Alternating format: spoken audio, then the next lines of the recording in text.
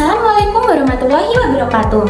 Perkenalkan, saya Talita Taranya Aditya dengan NIM 4322311018 dari kelas HIP 1A Surabaya, Prodi Keselamatan dan Kesehatan Kerja Fakultas Vokasi Universitas Airlangga. Di sini saya akan menyampaikan interpretasi data yang saya peroleh pada PTX Surabaya. Saya mengambil dua data, yaitu hubungan antara jenis aktivitas pekerja dengan keluhan subjektif low back pain dan hubungan antara kebiasaan olahraga dengan hasil pengukuran tes kebugaran pada pekerja. Pertama, saya akan menyampaikan interpretasi data terkait hubungan jenis aktivitas pekerja dengan status keluhan subjektif low back pain. Low back pain atau LBP adalah rasa nyeri yang terjadi di daerah pinggang bagian bawah dan dapat menjalar ke kaki, terutama bagian sebelah belakang dan samping luar. Low back pain dapat disebabkan oleh berbagai faktor, terutama pekerjaan yang berat, posisi tubuh yang tidak tepat, gangguan struktural pada tulang belakang, ataupun diam pada posisi yang sama selama terus-menerus. Gejala low back pain dapat berupa nyeri yang menusuk, kesulitan bergerak, dan gangguan kualitas hidup.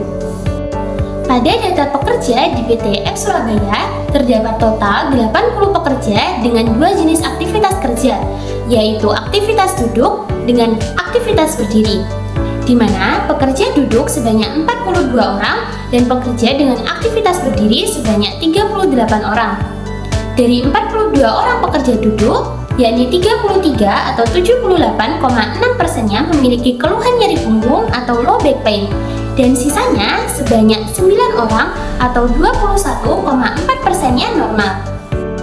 Sedangkan pekerja dengan jenis aktivitas berdiri sebanyak 38 orang didapati hanya 12 orang atau 31,5% dari pekerja tersebut yang memiliki keluhan low back pain, dan sisanya sebanyak 26 atau 68%-nya normal. Hal ini menunjukkan bahwa pekerja dengan jenis aktivitas duduk lebih dominan mengalami low back pain.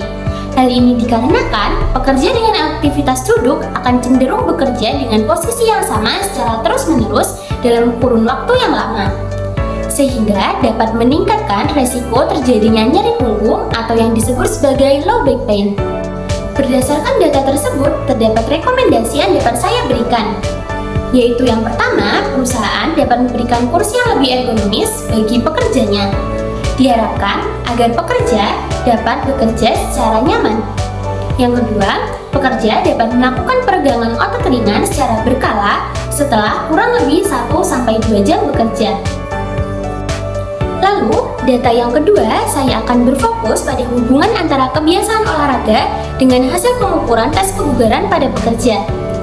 Berdasarkan data yang dipaparkan, terdapat 3 pengelompokan kebiasaan olahraga yang dilakukan oleh pekerjanya, yakni tidak pernah berolahraga, jarang berolahraga, dan rutin berolahraga. Dari data tersebut dapat dilihat bahwa jumlah pekerja yang tidak pernah berolahraga sebanyak 5 orang, dengan 3 orang diantaranya menunjukkan hasil pengukuran tes yang sangat buruk atau very poor, yang ditandai dengan diagram batang berwarna merah.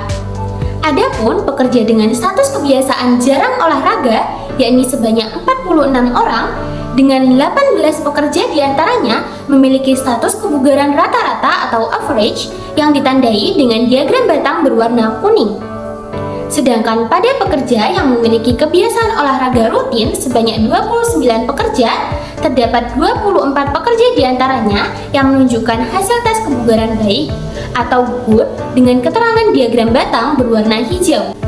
Hal ini menunjukkan bahwa terdapat korelasi antara hasil pengukuran tes kebugaran dengan kebiasaan olahraga pekerjanya, di mana pekerja dengan kebiasaan olahraga rutin akan menunjukkan hasil baik atau good, jarang berolahraga akan menunjukkan hasil rata-rata atau average, dan tidak pernah berolahraga akan menunjukkan hasil buruk.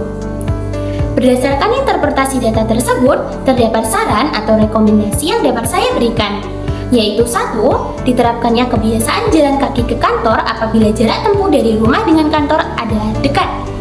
Yang kedua, diadakannya kegiatan senam rutin setiap 1 minggu sekali di perusahaan untuk meningkatkan kebiasaan olahraga pekerjanya. Yang ketiga, perusahaan dapat mengadakan program outbound bersama yang dilakukan setiap 3 bulan sekali untuk melatih kebugaran fisik pada pekerjanya. Demikian hasil dari interpretasi data yang dapat saya sampaikan. Cukup sekian dari saya. Wassalamualaikum warahmatullahi wabarakatuh. Terima kasih.